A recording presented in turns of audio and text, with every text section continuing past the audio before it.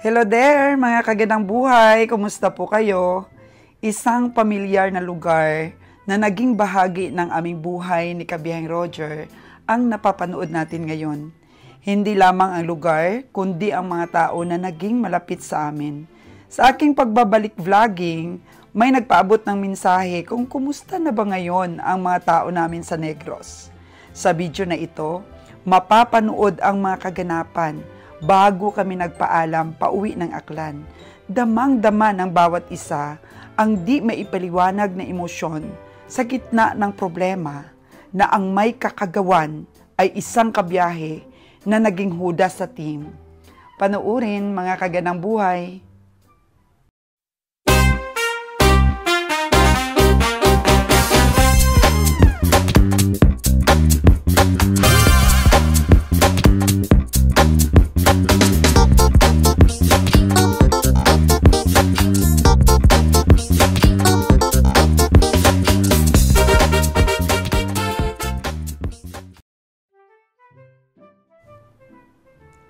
Itong video na to, mga kagandang buhay, na sama-sama kami, ay senaryo at sagisag ng katatagan dahil sinamahan kami ng mga tao namin sa aming kalungkutan, umiyak na kasama namin, at walang humpay na usapan sa pagtagpi-tagpi ng mga pangyayari kung bakit sa kabila ng aming kabaitan ay may isang tao na sumira sa aming pangalan. Walang salita ang pwedeng makapaglarawan ng aming mga nararamdaman. Nandyan ang pangamba, nandyan ang takot. Ang naalala ko lang na ipakita ng team ang tamang suporta sa amin at ipinaalala sa amin na may Diyos kaming makakapitan na siyang nakakaalam ng katotohanan at di kami pababayaan.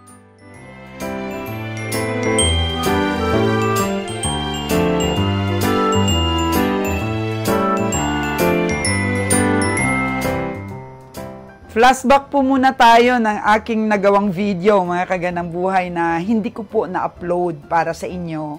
Ito po yung mga last na usapan namin ng ating mga kabiyahe bago kami umuwi ng Aklan.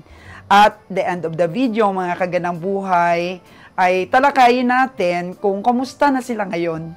Ano na ba ang update tungkol sa kanila? So, lahat ng mga kambing dito na makikita natin, mga kagandang buhay, ay iuwi natin sa Aklan. So, ito pala yung dalawang bagong anak, Noy. Ano yan, babae o lalaki? Puro babae. Ay, wow! Puro babae, yung bagong anak. Oh, ang galing. So, malakas na po yan sila pag dinala natin sa, bahay natin. Noy, ito ba yung kambing na yung muntik nang namatay? Yung nanganak ng triplets? Itong nabulag. Yung nabulag? Nakabawi pa siya, Noy, no? Tingnan mo yung mata niya, hindi nabulag. Hindi na. Ay, nakabawi pa siya. Isa lang ka pa, ayaw mo na. So, yung anak nito, triplets, pero isa lang talaga yung pinalad na nabuhay. At yun ay pinadedit ni Nunoy sa bibiron. Yung isa na, nasagasaan ng sakyan natin. Nakasurvive po sana ang dalawa, pero nasagasaan naman ng sasakyan namin yung isa. Sana lang natira. So, ito po yung mga kambing namin, yan. Yung history po nito ay yung mga inantog-antog ni Nalon at ni Roger dun sa Kabangkalan. Nila binili at binenta yung iba doon po sa La Libertad. Ini? So 1 week pa lang po ito, sabi ni Nunoy. Grabe talaga si Nunoy, oh. So uwi na rin po sa Aklan si Nunoy. Nalungkot ka ba, Noy? Hindi man. Hindi man daw si Nunoy nalungkot dahil po dala naman niya yung mga alaga niya. So, bagong paggawa ko po ito. Ang laki ng aking sineldo sa Panday. Noy, sayang talaga, Noy, no? So, bagong ano ko ito. Bagong paggawa. Meron pa rin doon, no? Bagong paggawa ko po ito. So, ko, sayang po ito mga kaganabuhay, oh. Kahit yung mga yero, ano, bago. Tapos, ang dami na ring manok na native ni Nunoy. So, uwi natin lahat ang mga kambing natin. Yan. 1 week pa lang, Noy, no? Daming gatas, mga kaganabuhay, oh. So, ano vitamins binibigay mo sa nanay, Noy? May mga vitamins na tayong binigay? Sa mga anak na bilamil na to, hindi pa. So, doon na lang siguro sa, ano, pag-uwi natin. Ato nga niya, ato pikas, mapurgahon na to. Ato sa pikas? Dapat apurgahin? Sige. Pwede naman tayo makapagawa ng ganito din doon, Noy, kung kulangin yung, ano natin ba, yung space sa mga kambing natin. Ano yan, Noy, oh? Ganun, lalagyan ng ano nila, pagkain. So, itong mga baboy pala, mga kaganaboy, meron kayong nakita ditong baboy. Yung panday nito, ng kubo na to, ay sinabi niya noon kay Kabeng Roger na meron siyang mga baboy na bagong panganak. Sabi naman ni Ka Roger, bilhin niya na lang daw. So, binayaran ni Kabeng Roger tong 6, tag 2.5 po yung isa, yung ano ba, yung pagpanganak pa lang, yung ano yan, lutas, oh. Pag 2.5 ang isa, lutas. Pero ngayon malaki na siya. So, nagdagdag po tayo ng isang sako ng feeds. Tuto po dito yung isang sako ng feeds, 2,200. Tapos, nagdagdag pa tayo ng 7K sa pag-alaga nila hanggang dumating ng ganito kalaki. And then, naggas po tayo ng 2,000 pagkuha dun sa bundok. So medyo napamahal na rin po tayo. 7K na dagdag, 2,000 na gas at saka tuto na pinakain. Ayun, pumatak na rin siguro 4K ang isa nito. Pero ang good news po niyan mga kaganaboy, binigay ko po ito. Binigay ko po ito sa mga tao natin. Sabi ni Kabeng Roger, bakit mo ibibigay? Eh gusto ko may remembrance po sila eh. Nakita niyo yung may pula na yan? Yan, minarkahan na yan, kay Lord Jan daw yan. O, ang haba ng katawan, o, mga kaganang buhay, kay Lord Jan daw yan. Pinili yan ni Nunoy para sa kanya. Ito, oh, maganda din. Yan, oh. May lahi po kasing Durox ito. Which is maganda ring lahi ng baboy ang Durox, mga kaganang buhay. So, ang mabibigyan natin nito, si Danny, si Lilan, si Joseph, sino pa ba? Si Nalon, si Castor, tama na ba? 6 na ba? Yun ang mabibigyan natin. 6 sila po, mga kaganang buhay. Ang mabibigyan ito. Si Nalon po, kasama. So, 6. So, kay Lord Jan, kay Nalon, kay Joseph, kay Danny, kay Lilan, kay Castor. Yun po. 6 lang po eh. 6 lang nabili ni Kabeng Roger eh. Sabi nga ni Kabeng Roger, mga ganito kaliliksi na baboy, pwede na sanang dalhin doon sa bahay namin. Pero nagdesisyon po akong ibigay ito sa mga tao natin. At may nag-advise din po sa atin, lalo na si Farm Boy at saka si Dexter din na dating pinagkukunan natin ng bigas sa Antique, na ngayon ay farmer na rin ng baboy. Ang Durox po talaga ay magandang alagaan. Kasi nga, tingnan nyo yung katawan, hindi sakitin. Meron ba? Hindi sila masyadong sakitin yung mga Durox. Hindi masisilan. Kaya gusto ko rin po yung line ng Durox. Sabi nga ni Sir Farm Boy, pwede naman daw yung ano ba, takal na Durox. So, siya nga pala mga kaganang buhay, puro po pala ito babae. So, sabi ko, kung hindi maganda na gawing inahin, ay benta nila. Tsaka ibili ulit. Magpili. Pero yung kay Lord Jan, mga kaganang buhay, ay, you know, ganda. O, gawin daw talaga na niyang inahin. Kasi 16 daw po ang didi nito. 16. Itong iba, okay rin naman. So, ayun, yung ating mga baboy. Ito, kahapon lang nanganak, no? 2 din, puro babae din ang anak. So, ito yung mga napundar natin, paunti-unti, dito sa, Negros, no? Galing na nilang kumain, no? 1 week pa lang po yung pinanganak. Si James po, kung saan po kumuha ng lahi ang ating mga, dito, mga kambing ay bibenta na natin si James. Ayan o, medyo malaki na, medyo mataba na rin si James. Benta na natin si James, mga kaganang buhay. Benta na natin siya. Dahil may 2 dappled na po tayo doon na palahian. So, ito palang kubo, mga kaganang buhay is, ano ito, pagpatuloy pa rin po natin. Nasa 6,000 po ang renta po dito. Dito pa rin po ito. Kasi, mga kaganang buhay, hindi natin alam kung ano pa yung susunod na kabanata ng ating buhay dito sa Negros. Maari po na bibili pa rin tayo dito ng baboy. Sa pagpapatuloy po ng ating business. Kaya standby lang po muna ito bago po lahat yung mga kural. Yan po yung ginawa natin. Napakaganda na. O ano lang ito dati, no? Sige lang Oo. Ang kubo na to ay hindi pa namin mag-give up ito. So ito pa rin po ang home base namin sa pamimili ng baboy dito, kung mag-meat shop, o baka. Ito pa rin po tayo. Dahil may 2 years pa naman po kami dito na kontrata, di pa po tapos. So, Lon, napakaganda talaga ng mga anak ni James, oh. Grabe, 2 months, 2 weeks.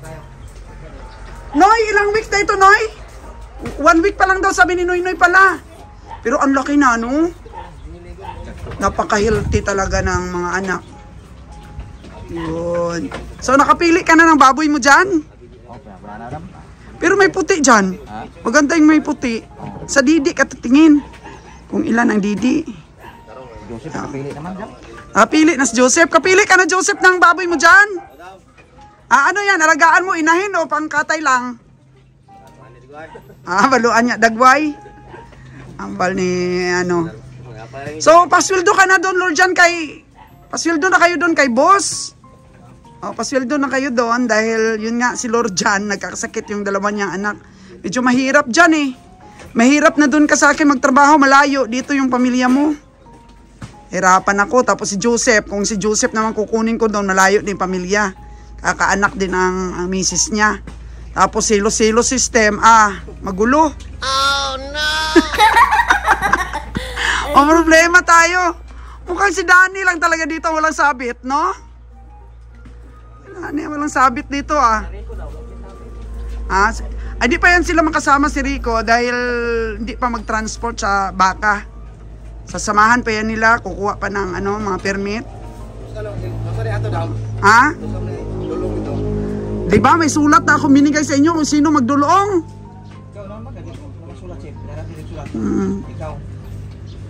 Ikaw yata magdulong sa truck mo na may karga, tapos si Lord Jan, na lang, help naman sa'yo dyan. May presyo naman yon, may presyo naman kung magkano. So pag-isipan mo mabuti dyan dahil ako nahihirapan pag kinuha kitang driver tapos malayo pamilya mo. Yung offer ko kasi sa kanya, dalhin niya pamilya niya. Para at least kung magkasakit, andun siya, di ba? Pag walang trabaho, kasama niya yung mga, niya, kung oras ng pahinga. Joseph, ano na maging buhay mo nito?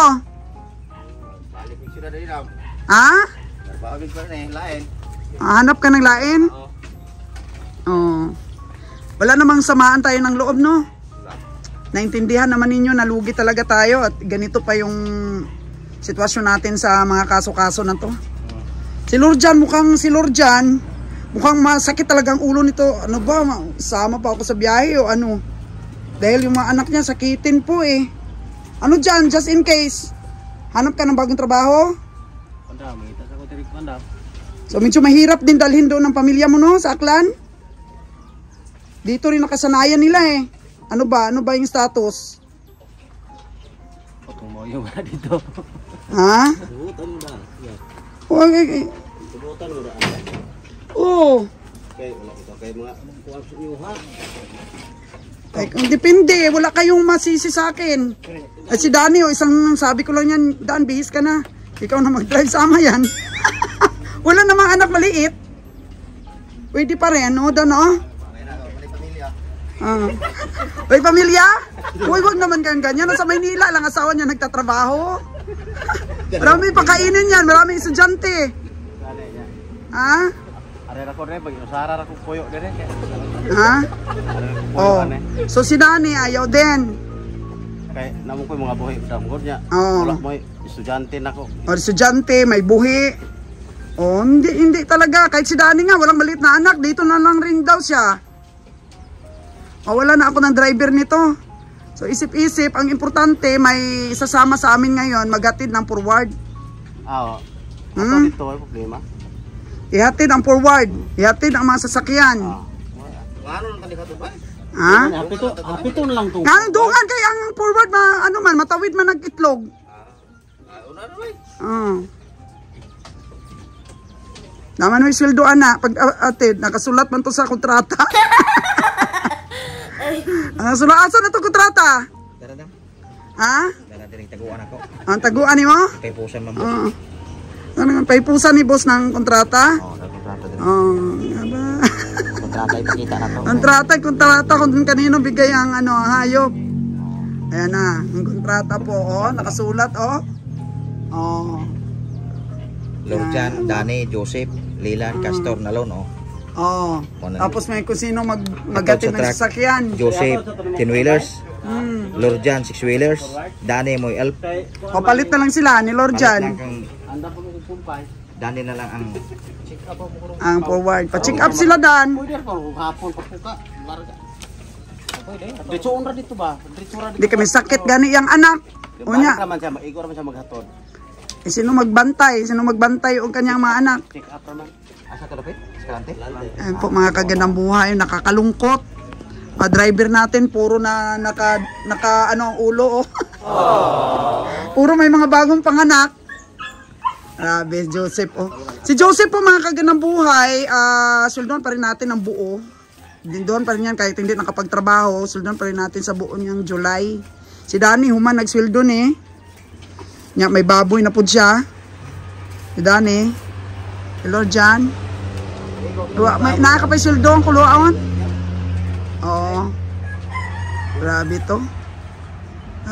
Tapos kung hindi pa naman sila nakahanap ng trabaho mga kaganabuhay, kung ano po yung kaganapan ng babuyan natin, of course dito pa rin sila kung just in case na hindi pa sila makahanap ng trabaho, pwede pa rin natin silang kunin yan. Kung anong mga running dito, anong mga ano ba, balik dito sa Negros, hatid ng baboy sa Aklan, kung just in case na available pa sila. Pero kung hindi na, asos, mabalik, hindi ko na si Joseph kung pabaliko ninyo, bisa nakakita na sa trabaho. Ganon talaga kamahal ni Joseph. Okay. Wani kasiguruhan pa sip ato ang sistema ni kay hindi pa tapos ang ating kulungan doon. Pero ang sigurado na nito, mag-mix up talaga tayo. Yun ang sigurado. Pero ngayon, for the meantime, ay hanap muna kayo. At saka kung maganda naman trabaho na hanap nyo, di, syempre bahala na rin kami. Karaos lang. Yun lang, mahirap magdesisyon mga kaganaboy, lalo na si Lord Jan talaga. Mahirap kasi dito nakasanayan ng mga anak niya, asawa niya, malayo sa pamilya, ganun din si Dani. Mahirap silang ano yun ba, dalhin sa malayo. Yun, di kagaya ni Nunoy, strike anywhere lang si Nunoy. Noy, wave naman dyan, Noy, grabe. Di ka nalungkot na, iwanan mo yung ano mo dito mga kaibigan. Di ka nalungkot. Uy, hala, maiyak na si Nunoy, yung mga kakulapo niya, maiwanan na niya. Magbanding na sa kulapo. Pero si Rico, di ba sama ka? Sama ka sa baka na yan, doon ka na magtrabaho sa akin, di ba? Yun. Si Rico po. Ito, kinausap ko kanina si Joel. Si Rico, sakto na sasama na siya. Wala pa namang uyab yan si Rico. Baka doon na rin daw siya tatanda. At saka doon na siya makahanap ng trabaho. Pero si Joel po, ang history po kasi ni Joel, may anak ka dito, di ba, Well? Ayaw na daw iwanan yung anak niya, nasa 6 years old, no? Tapos iwalay na rin sa asawa si Joel, tapos mawalan pa yung anak niya ng tatay. So, may iwan po si Joel, pero dadalhin ka sana ni boss ayaw daw ni Joel. So, ano po mga kaganang buhay, decision po nila ang sundin natin. Bahala na po tayo rin magdesisyon at magdiskarte. O Dan, no? Si Danny, may mga buhi daw siya dito na baka mahirap. Mahirap po. So, yun lang. At ang susunod nito, basta sinalon, sigurado na yan. Sinalon ang runner natin dito sa baboy. Yan. So, bisitahin tayo doon ni Nalon kung mag-cutting ribbon na tayo sa ating meat shop lon. Puntahan tayo doon ni Nalon. So, Enrico, ikaw mag-alaga ng mga hayop natin para makauwi. Yan. Tapos ikaw, Sep, ang maghatid. So, bigyan natin si Joseph na pera plus pamasahe pa uwi. Tapos si Lord John, ano na siya, sa elf? Sa elf ka na. Ay, sa forward ka pa rin balik ka lang agad. Yun na. Hindi tayo niiwan talaga ng mga tao natin. Hanggang sa huling hininga at magkahiwa-hiwalay. Pero babalikan ko pa rin kayo dito kahit na wala na tayong negosyo dito paminsan-minsan. Pasyalan ko pa rin, Lon.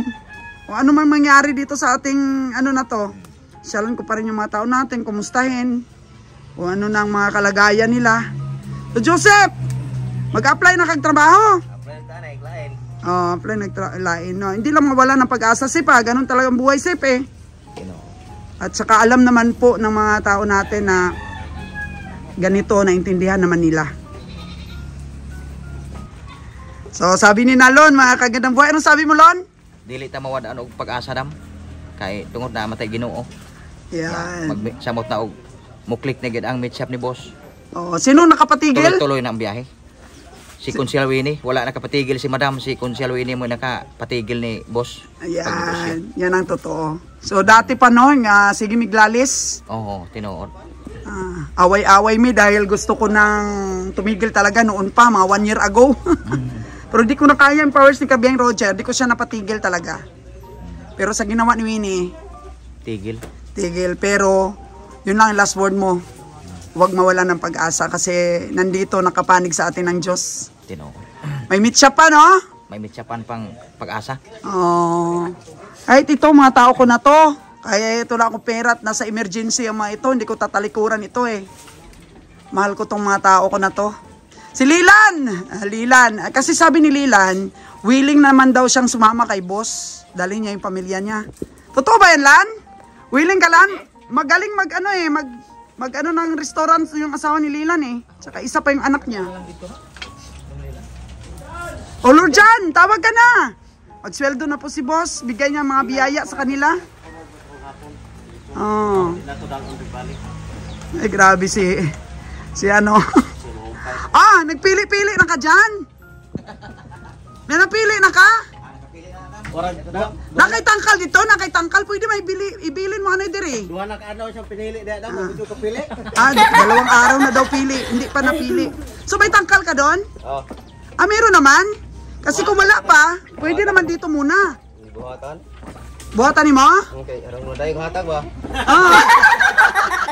Hindi, pag nagsabi na yung madam ninyo, muda yun gid naghatag. Sinabi ko na. Basta ako yung nagsabi, matutupad yan. Wala nang bawian yan. Pag sinabi ko na, ganun na talaga yan. Anong kulay sa Sep? Ganila mo. Puti. Oo.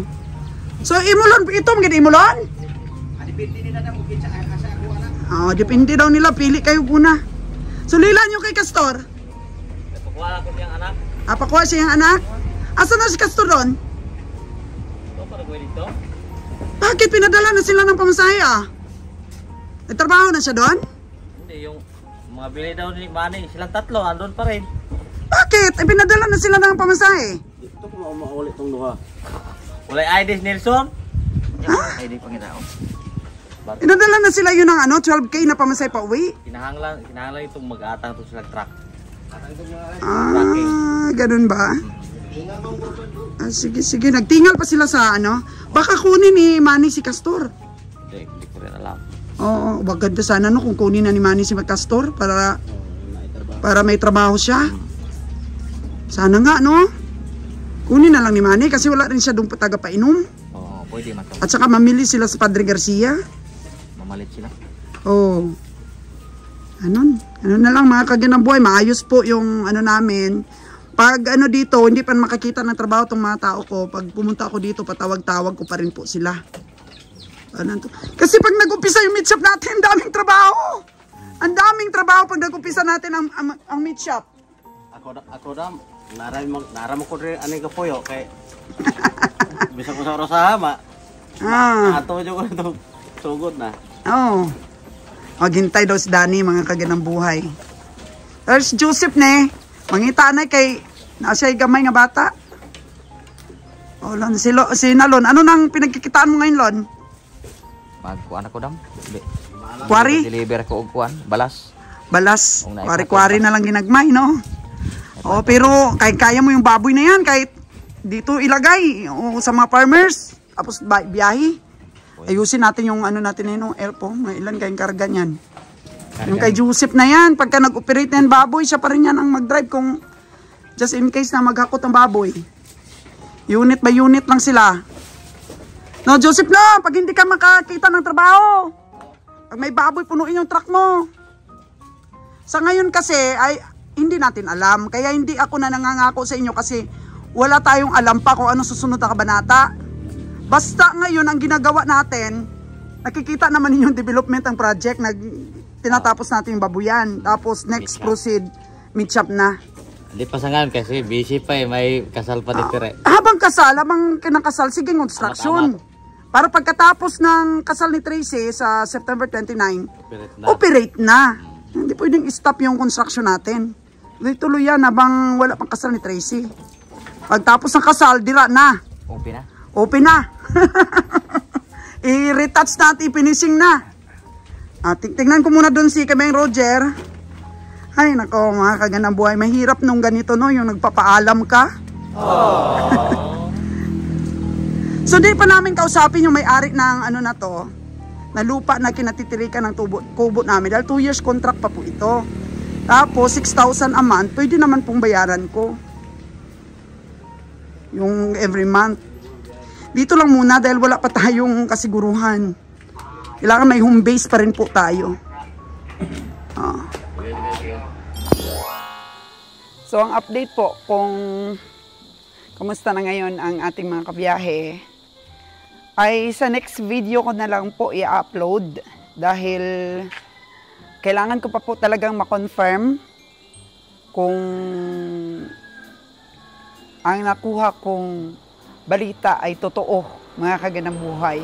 So, tawagan ko po muna silang lahat para po ang mga updates natin ay tama, mga kaganang buhay. So, pupunta muna ako ngayon sa farm kung saan po nandun ang ating mga kambing. Ayan. Pupunan muna natin itong bahay natin.